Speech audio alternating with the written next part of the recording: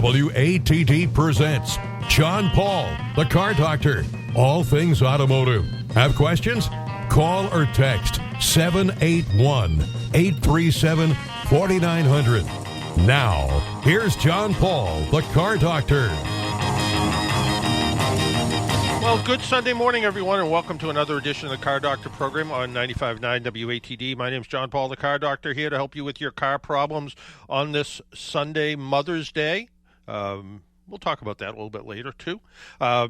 It's one of those times of year, you know, we see the weather changing a little bit, things are coming up, and maybe you've made it through the winter and into spring and you're thinking about buying a new car, and Ford has a new program where you can buy a car with employee pricing. And with us on the phone is Bob Tasca III, owner of Tasca Automotive. Bob, good morning and welcome back to the Car Doctor program.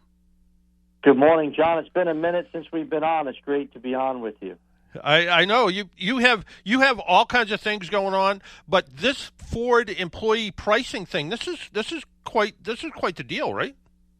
Yeah, it's a big deal. They did it last year. They brought it back this year with, you know, celebrating 250 years with our country. They thought it would be great to offer all customers employee pricing, and it's really not a gimmick. It's an incredible value to our customers. We had an incredible day yesterday at our Ford stores, and you know, customers see the value and they see the cars flying off the lot. So if you want to act, you certainly want to act now. And how long is this program going to go on for? It's through the end of the month, and it's this month and next month. So, but the best selection will be now as inventory shrinks. So you want to, if you're thinking about buying the car in the next couple of months, you're going to want to do it now. Because I have to think we're almost getting close to the order book being closed for the 26 year, right? Absolutely, yeah. And some models have already closed, and we're looking at 2027s now. And does the employee pricing, is it on all models of Fords? Like if you wanted to go out and buy the new hottest Mustang, for instance, or are there some exempt? It's on all. There are some exceptions on the Raptors and so forth, but yep. For the overwhelming majority of the vehicles we sell qualify for it. Good. And this is at, you know, for people who are listening online or they're going to be listening later to the podcast, this is at any Ford dealer, right? Any Ford dealer, but we love them to come to ours, John. Absolutely. Why not? Why not? And you know, for your grandfather, who I had the honor of meeting, you know, many, many years ago, you know, I'm not sure if he coined the expression, you know, race on Sunday, sell on Monday kind of thing, but Tasca Ford is still seriously involved in racing. But I was talking to Brian Loans earlier in the week, and he told me something I didn't know. You're not in the driver's seat anymore. You've kind of given that off to somebody else now, right? Well, hey, listen, I've taken a year off. I had a great opportunity to sign a deal with the Prock family. So Jimmy Prock, Austin Prock, and Thomas Prock. You know, Jimmy Prock has been the winningest funny car tuner of my generation, probably the last 20-plus years. And he's just so smart, so capable. And I just looked at my program over the next decade, and that's the kind of talent that you want around you to build around. And we tried really hard to bring out 2 cars this year. We just weren't able to do it. So I told Jimmy, I said, if we do a deal and we can't get a second car this year, I said, I'll put Austin in my car. And he's not too bad of a driver, you know, 2-time world champion.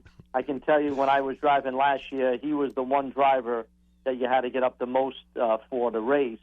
But it's been absolutely awesome having them in our program. It's been an immense amount of work to get the car ready for this season. We're just now starting to catch our stride. It's been a tough start, to say the least. But we tested Monday after Valdosta. We're going to Chicago next weekend, and we're very optimistic that we're turning the corner with this new setup.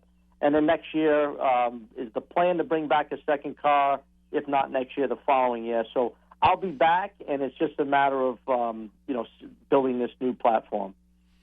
And, you know, when you look at racing, and let me back up a little bit here about racing for a second. You hold the record, right? 341 miles an hour?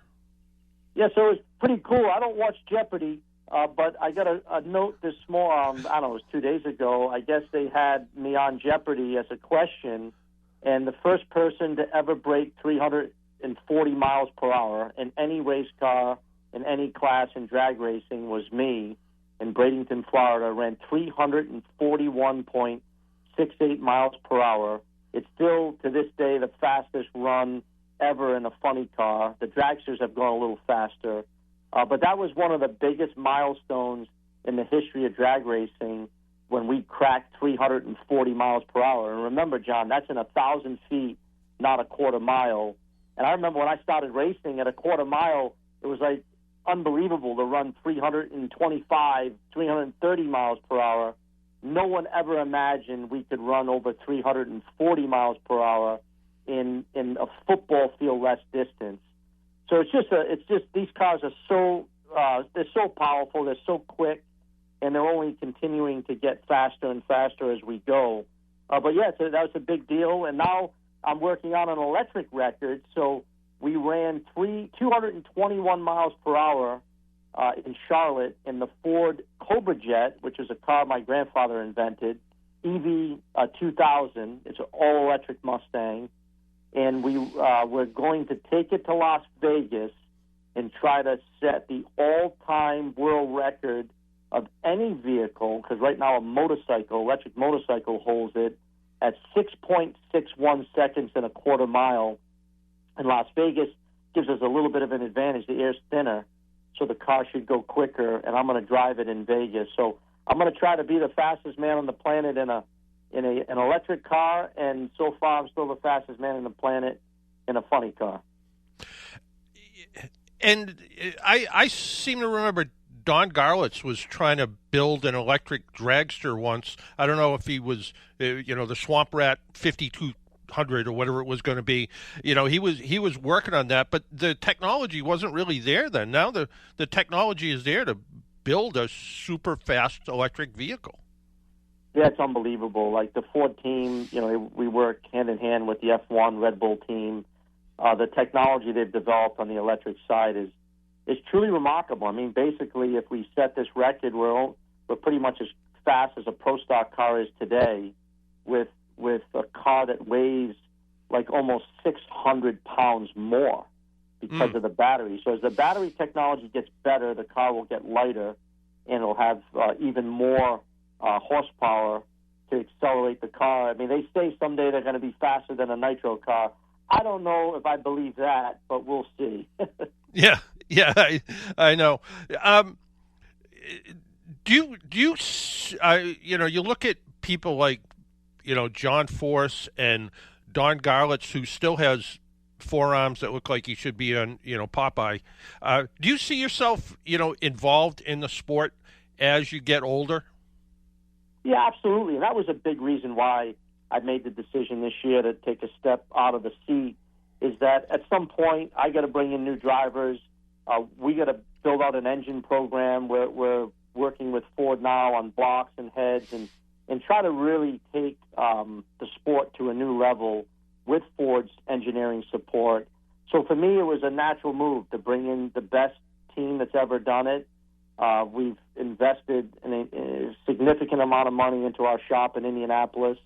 And over the next couple of years, you're going to see us build our own chassis in-house, our own motors, and we're going to sell those to the racers so we can have more Fords in the sport racing.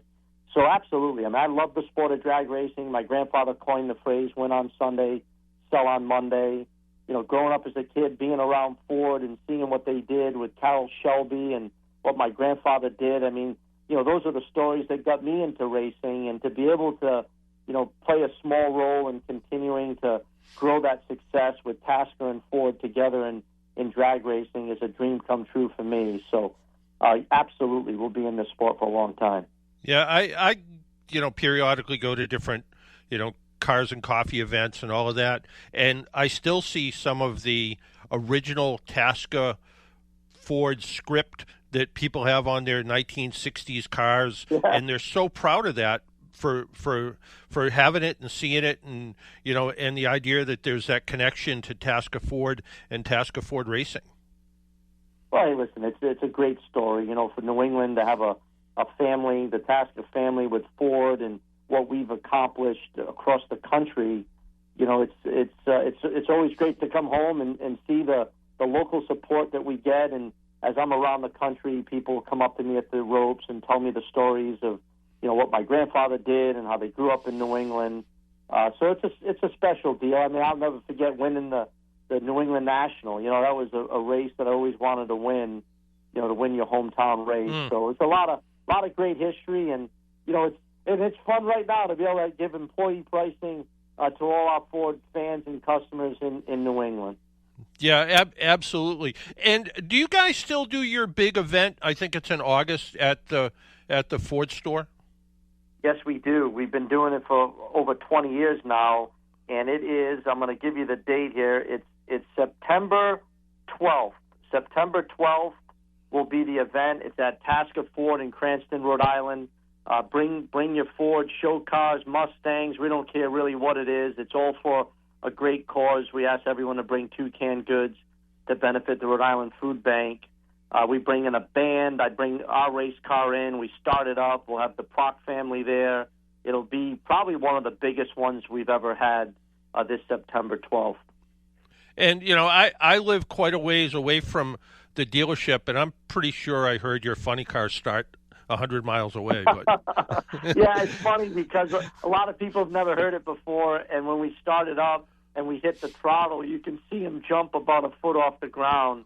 People don't realize, we make 15,000 horsepower, and the energy that comes off the car is pretty remarkable. Yeah. Yeah, I remember years ago you called into the program I was on Saturday, and you were picking up John Force because John Force was going to be at the Ford store that day, and I had met him off and on, very casually at different things, and he was as wound up as always. Oh yeah, no, John, played a big part of getting me into the sport, and he's since retired. He's got some really good drivers over there, but he's still an icon. He's still out there. Yeah, absolutely. So employee pricing at the Ford store, employee pricing at Tasker Ford. You guys have expanded your dealer network quite a bit now. How many different stores do you have? Oh, we got a bunch. We have 11 Ford Lincoln stores throughout the country. I don't know. I stopped counting. We've got close to 40 stores all throughout the country. So we've really expanded our platform in New York, Connecticut. We have Ford stores in Pennsylvania, Connecticut, Chicago, Kansas City, New York. We have Lincoln stores in Florida, Rhode Island, Connecticut. So we're all over the I would say the Mississippi east side of the country, and we're still expanding. Still, wow. Amazing story from starting off as a single dealership. And like you said, your grandfather, who I had the privilege to meet, the idea that he put the idea of sales and racing together. And over the years, I've seen how not just racing, but the automotive community comes together in a lot of different ways and crosses a lot of different age groups and people. And, whether there's somebody who likes a, hot rod Honda or somebody who's looking for the fastest Ford Mustang, all of a sudden they start to talk and chat together, and they might have different personalities and they might like different things, but at the end of the day, they're all car people. And, that's what I think comes out of this industry and how it all works together. Yeah, no, absolutely. I call it relationship marketing. You don't necessarily measure the ROIs like you can on Google or some of the other platforms. But when you bring, motorsport people together, whether it's at a race and you're winning and losing and you're in the pits and you're talking about a passion, right, which is cars, and it's a passion to so many people out there, it really does bring people together. And Ford Motor Company has been doing that for over 100 years. So it's quite Ford's been part of the fabric of America since the beginning. Yeah, absolutely. And the idea that there's Ford employee pricing, and whether it's at Tasker Ford here or Tasker or any of the other Ford stores you have now, Go check it out. Go see what the prices are. It's a good, if you've gotten through the winter time, good time to think about maybe it's time for a new car. Yeah, absolutely. Sounds good to me, John. Yeah, there you go. Hey, Bob, thanks for taking some time out of your Sunday and joining us on the Car Doctor program. Always a pleasure to be on, and happy Mother's Day to all the mothers out there. Absolutely. All right, thanks, Bob. Take care. Bye-bye. Why don't we take a break, pay some bills? My name's John Paul. This is the Car Doctor program. If you want to give us a call and talk about your car, give us a call at 781-837-4900. When we come back, kind of in the Ford lineup, we're going to be talking about the Ford Expedition, but not just any Expedition, the Tremor. The Ford Expedition Tremor. We'll talk about that when we come back. My name's John Paul. This is the Car Doctor program. You're listening on 95.9 WATD. We'll be right back. Even car geeks and do-it-yourselfers rely on AAA to give them extra peace of mind on the road. AAA offers 24/7 roadside assistance, whether you're in your own vehicle, a friend's car, or even a rental. Combine that with great rates on insurance, hotel, gas, and dining savings, and discounts on 8,700 brands, and you're covered on and off the road. Get a special membership offer today at AAA.com/join. That's AAA.com/join. I can't wait to get to know ya. Hey, this is Kylie Evans. Tune into Twilight Showcase Radio, hosted by Sandy Stride and Keith James on 95.9 WATD and also at 959WATD.com. Search for Twilight Showcase on Facebook and visit twilightshowcase.org. Twilight Showcase, tonight from 8 to 10 on 95.9 WATD. Make an appointment Sunday morning at 11 for John Paul, the Car Doctor, on 95.9 WATD. Now, back to the Car Doctor. Car Doctor program on 95.9 WATD. If you want to join us, phone lines are open at 781-837-4900, 781-837-4900. The 2026 Ford Expedition Tremor has a 3.5-liter twin-turbo EcoBoost V6. No, it doesn't make 10,000 horsepower like Bob Tasker's funny car does, but it does make 440 horsepower and 510 foot-pounds of torque. And that's a lot of power for a big SUV. It pulls hard from down low. You don't need to rev it up. Step on it and it goes. The transmission's a 10-speed automatic. I believe it's the same transmission that GM and Ford worked on together. Out on the highway, it shifts smooth around town. Every once in a while, it seems a little confused and sometimes hunts for gears. And that could be because this is a test car. You know, what happens is modern cars learn your driving style. Now, this has a fair amount of miles on it, so it's been driven by dozens of different people. So sometimes until it gets used to that, it can get that. But overall, I found it shifted just fine. Off-road, you need to use low range and drive modes. You can. It's got all kinds of off-road stuff. Because this is the Tremor version, it has running boards. It has panels underneath so you can go off-road. I don't know how many people would really take something as big as a Ford Expedition off-road, but if maybe they just want the look of it. Using the low range, good. Otherwise, if you don't use low range, this thing has almost instant torque. I mean, it has 500 foot-pounds of torque. So if you were in a little bit higher gear and you stepped on the gas, I think it would spin the tires pretty easy. Towing maxes out at about 9,000 pounds. That's actually a little bit less than a regular Expedition. That's because the suspension makes the car sit up a little bit higher. Again, more for off-road. But 9,000 pounds, pretty formidable towing number. This also has the Ford Easy backup system. Something I haven't tried yet, but I would like to someday. That's where, and I've mentioned before, I have a little boat. A little small boat, nothing big, a little 15-foot boat. And I can't back up a trailer to save my life. I mean, I do it, but it takes me some tries. And that whole, people have different opinions. Put your hand at the bottom of the steering wheel, and then when you turn to the right, the trailer will go to the right and left and up, and I find the best way for me to back up a trailer is actually turn around in the seat and actually look at the trailer, and then my hands seem to know more what to do. But you can't always do that. I'd love to be able to know how to back up better with mirrors, which I seem to have a problem with. Plus, it's a short trailer, which makes backing up a little bit hard. But this system, literally, it's a knob on the dash, or on the console. And as you go to back up, you just turn the knob. You want the car to go left, the trailer to go left. You turn it to the left, right. Haven't tried it. I tried it. Well, I shouldn't say that. I tried it on a demonstration years ago when it first came out, but it was a big box trailer and it wasn't mine. So, but it worked really well. But one of these days, I'm going to try it. Now let's take a look at the inside and see what the inside looks like. The steering wheel, it's not round. It's rectangular. Reminiscent of, was it 63 Chryslers had kind of a rectangular steering wheel? I think so. It just feels a little bit odd when you first grab onto it, but you get used to it. It's sort of strange for no good reason. I don't know why they did it. You get in and you go, hey, look at the steering wheel. That looks different. There's screens, big ones. There's a large digital gauge cluster in front of you, another huge tablet style in the middle.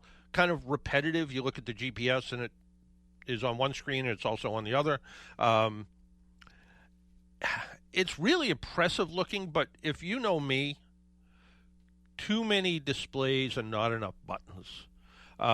Things like changing the fan speed or changing the heated seats takes too many taps, but that's what we're seeing right now.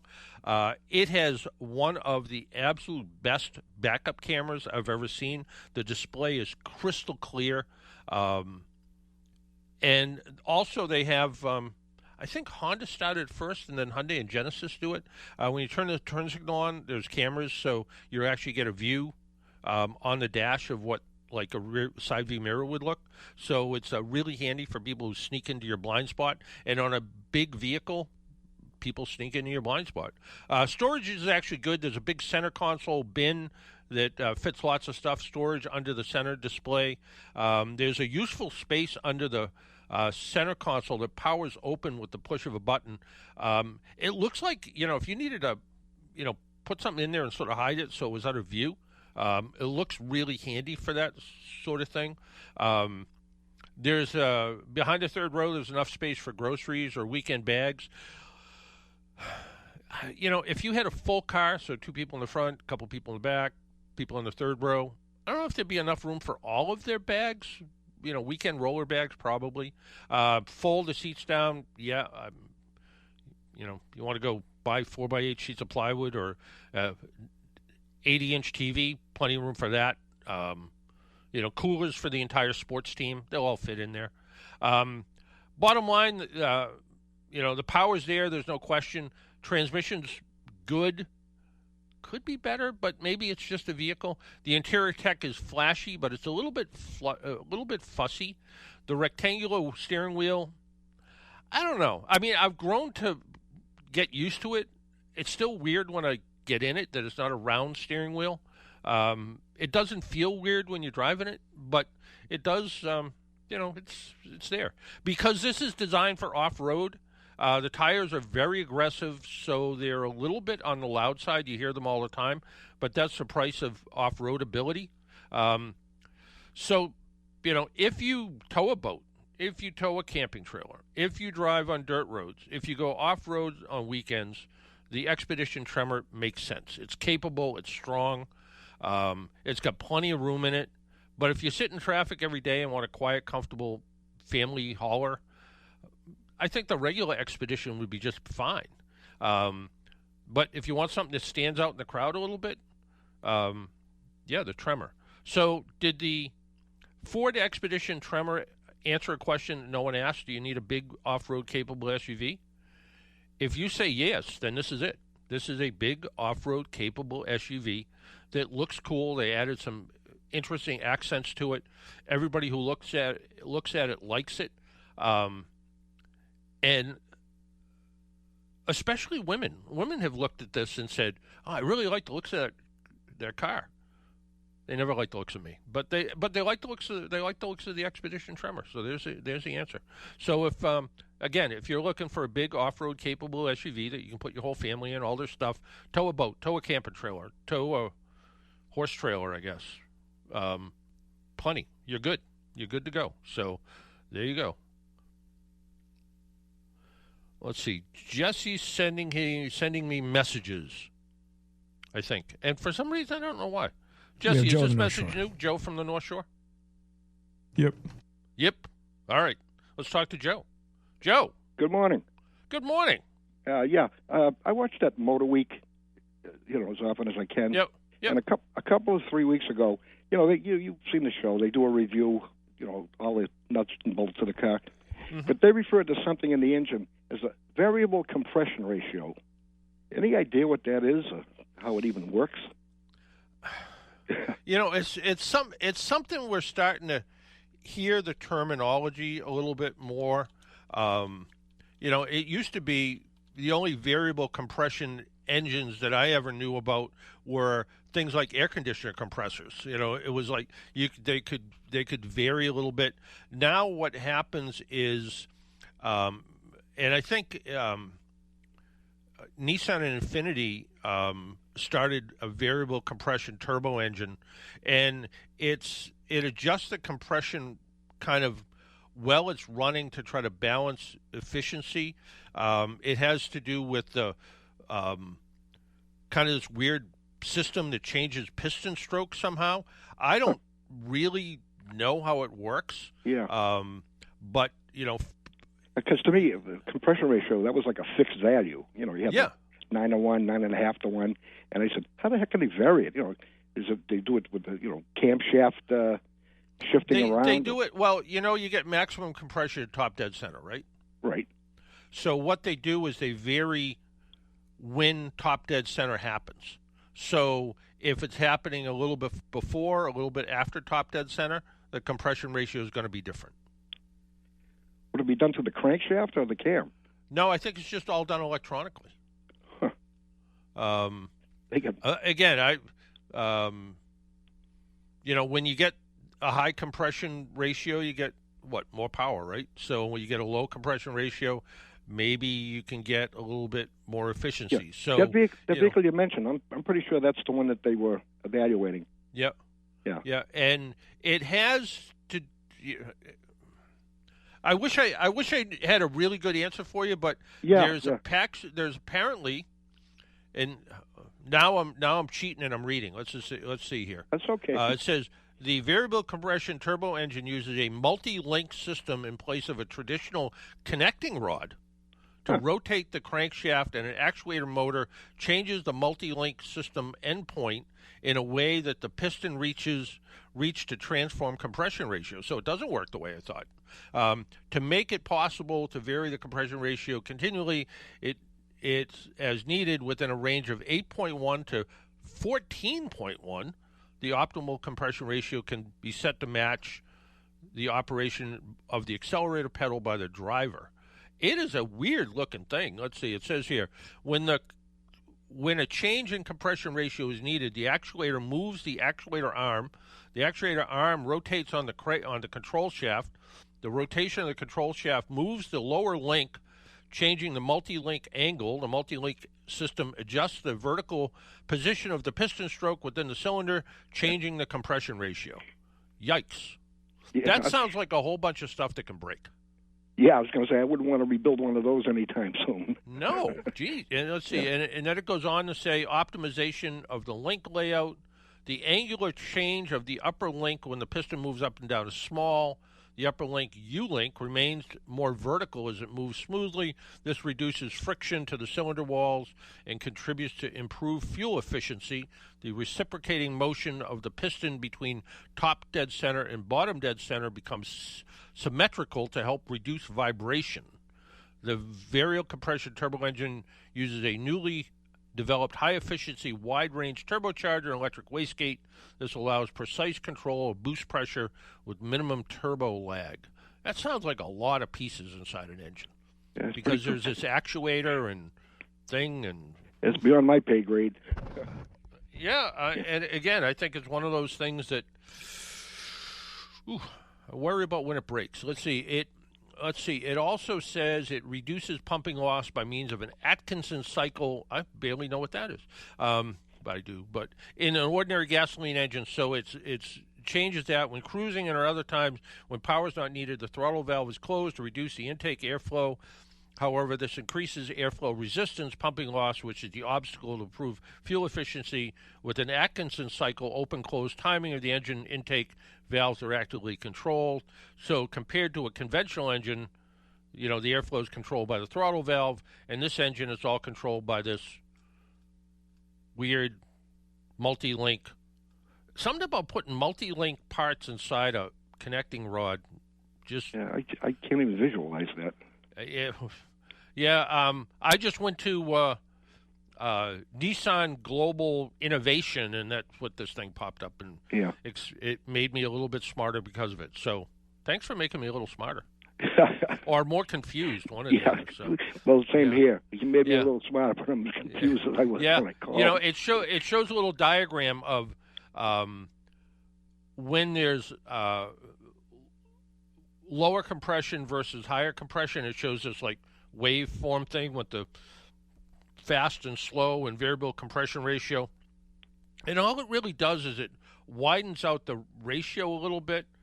I don't know. I would think sticking to 9.5 to 1 and put the turbocharger on it would be all you need to do. But apparently this makes it better. So. Yeah, I mean, I just thought the action of a turbo, you'd be forcing more air fuel in there, and that would give you a higher compression ratio. But I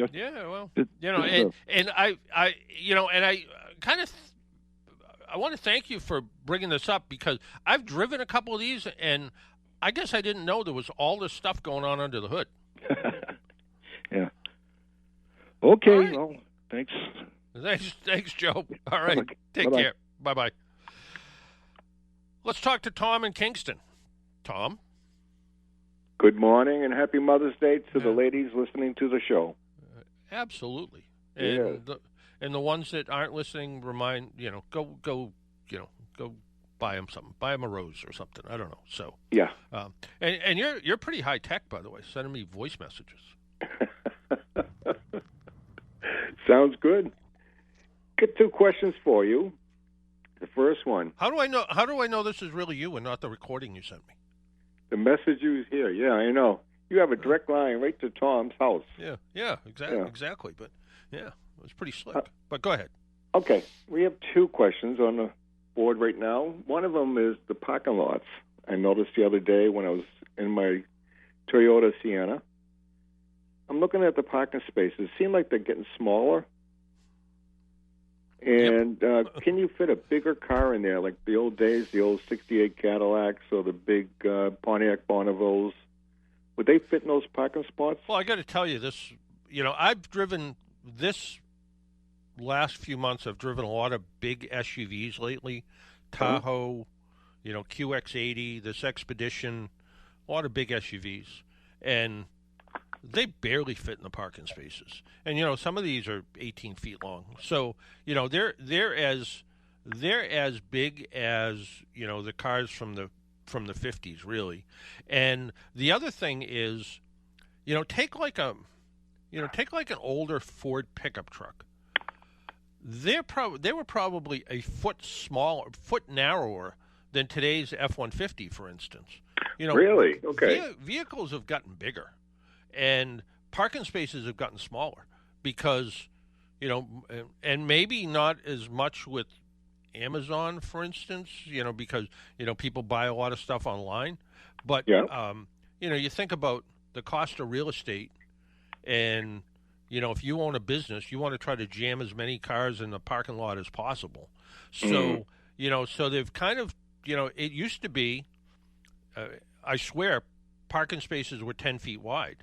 Now they're 8.5 feet wide. And I know at our AAA office in Providence, before COVID and work from home and all that stuff, we had 500 parking spots.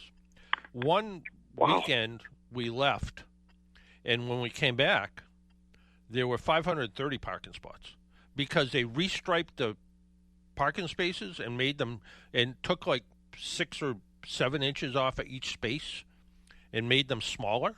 and they gained like 30 parking spots. Now with people working from home, as an example, most of our call receivers, unless they choose to, work from home. Some of them are like, no, I kind of like coming into the office. I'll come into the office, and maybe lunch is better. I don't know, but a lot of them work from home, so they have the parking lot isn't crowded like it used to be, whether it's the local Walmart or Home Depot or something, some of those spots are pretty narrow, and I know driving some of these big vehicles, I try to find a couple open spots at the end somewhere, and then then even, I'm starting to show my age more than ever. If I can find a drive-through spot where I drive in one side and out the other, so I don't have to back up. That's right. That's like hitting a lottery. Definitely. Yeah. And the second question I have is about motor oil. With motor oil, if we bought, I know they got 0, 20, all the different weights. So if I had a 1030, let's just talk something basic, 1030 motor oil, and over time, does that lose its 1030? Would it go down to like 5 or get thinner, or does it always stay that? Even if I used it, if they took my motor oil out after 1 year of driving, would it still be 1030, or would it have lost its weight? There's something called viscosity shear, and okay. That's where that 1030 isn't 1030 anymore. It might be, 1230. It might be 1025. There is a guy on YouTube called the Motor Oil Geek or something. Oh, like that. Okay. And he explains all this because he also owns a lab where they do testing of oil, and it is a little geeky watching it, but absolutely over time, two things can happen. Either you can have viscosity shear where it doesn't hold that 530 anymore, or else because oil tends to absorb moisture, it can actually thicken. So sometimes it thins out and the viscosity doesn't stay where it's supposed to be, and other times it's thicker. And especially on a vehicle that, say you change the oil in your Toyota Sienna a year ago, but you decided not to drive it for a year. What can happen is the additives can actually settle out of the oil. So maybe after it runs for a while, the additive might circulate and kind of mix back together again, but additive packages can settle. So between the additives settling out and this viscosity shear and condensation affecting, the thickness of the oil, oil can change over time. The idea that, I heard somebody say one time, well, oil doesn't lose its viscosity. That 10-year-old oil in that 20-year-old car is still going to be, it's still going to lubricate. Not the way it did when it was new. So, yeah. Does the motor oil breathe? For example, you just said about moisture getting in there. Moisture getting in there, we heat up the engine, we run it. Yep. And it is hygroscopic, which means it attracts moisture, not like brake fluid does, but it does attract moisture. And inside your engine, there can be some little moisture issues with head gaskets that seep a little bit and things like that. Normal combustion process. And what happens is when the oil gets up to temperature, it evaporates all of those contaminants and the moisture out of the oil, through the PCV system. So it absolutely, that's a way to look at it. It absolutely does breathe. So I figured, on a rainy day versus a dry day, like the air in Arizona versus if you're up at Washington State with the moisture, you get all that air coming in through the air filter. Yeah. And it has moisture in it. Yeah, it does. Yeah. And, chances are, you think about it, it's probably, goes into an engine where the combustion temperature is, 1,000 degrees. Well, it still turns into something, it's still, and, like Bob Tasker was saying, running the electric funny car or dragster or whatever he's going to run out in Arizona, the air's thin, which is going to be an advantage for electric versus, a gas car out there too. So different tune setup, that thin air is going to help them go faster. So yeah, it can air coming in makes a difference. Different than today's cars versus a car with a carburetor and regular ignition years ago. Yep. Today the idea of having to use different octane for if you're up in Denver versus being in Plymouth, the cars make up for that. They're pretty good at making all the adjustments for that kind of stuff. But years ago, that was a big deal. I don't know if I shared this with you once before, but I was going through my shed and I found a timing light, a Penske chrome-plated timing light with a dwell meter. I don't know if I'll ever use this again. I put it on eBay. The guy bought it, I think it was $30, including shipping. So I contacted the person. He called me back, and we get to tell a couple stories. I said, tell me, why did you get that? He says, I got a 1974 Ford Torino. Yeah. I said, I wish you the best. Yeah. No, I had a tack dwell meter, a nice one. Back then it was something, and a really nice timing light with the display wheel in the back of it. One of my New England Motor Press members, Craig Fitzgerald, had at the time a Corvair and an old Blazer, and I brought it to a meeting and I said, "Here, take this. Go," because I'm never going to use it again. And right. It was, at the time I was moving from Abington to the Cape, and I was trying to sort through tools, and I gave a bunch away to the Votech school. I gave some away. I sold a few, but selling stuff on Facebook Marketplace and all that can be sort of annoying. And it is, yeah. And it's like I'm never going to use them. We'll let you go in a minute because we got Mike from Bridgewater on the phone with us.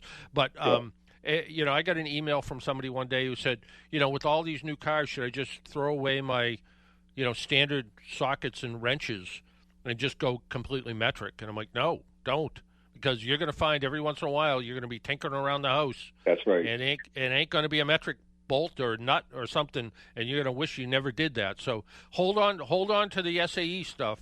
I know somebody told me that I'm going to get rid of my screwdriver because nobody uses screws anymore. They got all different heads on the devices that you use, the screws. Yeah. No. Don't do that. You're going to need it. No. Yeah. Well, listen, I hope you have a good You're going to find when you threw away all those Phillips bits, and because you're just using Torx deck screws these days, you're going to find a Phillips screw and go, I wish I held on to that thing that didn't take up any room. So definitely. Absolutely. Well, listen, Tom, always a pleasure. Good talking to you. All right, take care. Bye-bye. Bye-bye. Our phone number, 781-837-4900. Let's talk to Mike in Bridgewater. Michael? Morning, John. Good morning. Morning, John. May I share with you the continuing saga of my Lexus brake booster pump assembly issue? Just to refresh your memory, it's a refresh my memory. Sure, I will. 2016 Lexus ES 300H. Issue was the tire pressure monitor was coming in and out, stashes, numbers coming back and on, and then you'd get a brief problem with ABS light flashing for a nanosecond, and then there was getting pulsing when you're trying to stop. And then it wouldn't stop. Then it wouldn't stop, as I remember, right? What would happen is you'd keep your foot on the brake, obviously. ABS would kick in. It would pulse, but instead of it stopping where it should have, it pulsed, and then you stopped further on. So that's the deal. It's not it pulsed so quickly, but my idea is it kind of takes, just to know, it takes you away when you get that, even though you're holding your foot down, the car is still moving a little bit further. So I took all of your suggestions. I called customer service back on the 27th. So, and I told them about things that you suggested. It's a dangerous, it's braking. You had looked up all data, and the only issue you had was the brake booster assembly, and they were doing a customer support, and they gave me a number for that. Okay, so I spoke with the Lexus rep, and I wrote down the minutes. Spoke with the person for 48 minutes. So this was not just, hey, on and off, whatever. Yeah. Explained the situation. They said, oh, well, we know of the issue, but we need, as just you said, that they need certain codes. And the codes weren't coming up. And, I had expressed when I first brought it into juniors that, if they do it, do they clear codes first or whatever? So basically what the gentleman said, happened to be a male. And, when I said to him, well, where am I with this? Well, he said couple of things.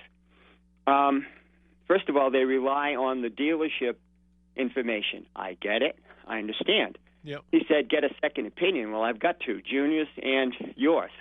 Yep. Then I talked to him about a field rep, because that's something that you suggested. Field engineer, yep. Field engineer, come on down. Well, the way he explained it, you need the dealership to get that down. You get somebody to come down and do this. Mm-hmm. And I asked him, I said, well, who are the field reps employed by? Are they employed by the dealership or are they employed by Lexus? And I was unclear. Is a field engineer employed by Lexus? They're employed by Lexus, yeah. Okay, so... Yep. And they may even be employed. They may, and I don't know this, but for instance, Toyota Motor Sales, they're located in Mansfield, and that may be where the Lexus reps work out of too. I don't know, but that might just be Toyota, and maybe Lexus just works out of New Jersey. Okay, so all right. So, anyways, the gentleman, was giving me this, and I'll be honest with you, John, sometimes he was putting him on hold, and I think it was for a cup of coffee. Do I know that for sure? No. Well, and then he'd come back. Or he needed to go to the bathroom. Yeah. Exactly. Yeah, probably former versus latter, whatever. All right, so, and then I said, well, that leaves me with an issue that every time I put on the brakes, what's going to happen? And, and he kept putting back and forth, and... Here's the best part. Well, as I said, is there somebody else I may speak with? Yes, I will send a note. The person is busy now, but they will call you within 24 hours. That's great. Okay. You know what I'm going to say here, John. That was on the 27th. I'm still waiting for the follow-up phone call. So, and I love it. They sent me an email about Lexus survey experience here. So, I will tell you that the situation has not presented itself since last we spoke. However, on the dashboard, all I have on now, forget everything else. The only screen that I have on now is the tire pressure monitors to make sure that it's still sending the information, and it is. Is there anything else? I mean, to me it was the catch-22. If they're telling me the dealer has to request the field service guy, the engineer, then how do you get a field service engineer if they feel they've done everything they should? Look, this was that's exactly when they need to do that. When they go, we've done everything we can, and we still don't see we believe what you tell, and that's one of the things. They have to believe what you tell them, that it's still acting up, even though there's no code, and they've done everything they can do, and that's where they could go, you know what? We've exhausted all of our expertise at the dealership, and that's where we need to maybe call in a field service engineer where maybe they can come up with something we're missing. And, over the years when I was a Toyota Lexus arbiter, when I did this for Lemon Law, the field service engineers were also the people that taught the classes. So they would teach the technician classes, for instance. I don't know that is a case. I hope it still is, that these people are, the sales and service reps that come in, they have an understanding, but they're not engineers. They're not the people that really know functionally what's going on with the vehicle. To me, I think, I think someone needs to come out and they need to go, what you're describing is a symptom of the ABS pump and master cylinder. And, we don't want it to turn into a bigger deal. So we need to just authorize the dealership to replace it and it'll be covered under some, extended warranty kind of thing. So the dealer will get paid, and Toyota will, take it out and test it and see if it was a mistake made or whether it was, something that really needed to be replaced. So, but yeah, I would go back, make that phone call again and say, hey, look, 4 days ago or 10 days ago, whenever it was, you said 24 hours later I'd be getting a call from, a supervisor about this issue. And, that 24 hours, even if it was, and sometimes they get a little cheeky and they say, well, 24 hours is 3 8-hour business days. Okay. But it's still been more than 3 8-hour business days. It has, yeah. It has. Yeah. And they said it was going to be cleared by the resolutions teams within a business day, up to another supervisor, and I'm still waiting for the phone call. I have a case number, but you know what the guy said? You have to basically, even the Lexus rep there when I brought it in said, well, you got to let us, when it happens again, come on in. Well, that's the whole idea. I don't want it to happen again. Yeah. You know what I mean? Yeah. But I don't know how to get around the catch-22, John. How do I say to them, look, I need this to be at least some sort of peace of mind. They're telling me I need certain codes. Well, if I don't have the codes, but I showed you and told you, why would I call you that this is the problem? John, I got to be honest with you, the rep was just, reading off the script and doing, not obfuscate, but, make them feel like you're getting them somewhere. I'm sorry, after all this, we still can't do anything and all that. Yeah. And I don't know what else to do here. They didn't say. They didn't say. I appreciate your frustration. Wait a minute. That was probably not bolded. They forgot to bold and underline that. Yeah. I don't know. I'll try to make the phone call. Listen, I don't want to make this the continuing saga. Well, but I kind of do. So there you go. All right. Okay, John. Right. I know you. All right. Good luck. All right. I appreciate all of the expertise and I appreciate it. Thank you, sir, for your counsel. Ciao. All right. Bye. Take care, Mike. Bye-bye. Bye. Why don't we take a quick break? When we come back, we'll wrap up the show today. Our phone number is 781-837-4900. If you have a quick question, give us a call. You're listening to the Car Doctor program on 95.9 WATD. We'll be right back. Even car geeks and do-it-yourselfers rely on AAA to give them extra peace of mind on the road. AAA offers 24/7 roadside assistance, whether you're in your own vehicle, a friend's car, or even a rental. Combine that with great rates on insurance, hotel, gas, and dining savings, and discounts on 8,700 brands, and you're covered on and off the road. Get a special membership offer today at AAA.com/join. That's AAA.com/join.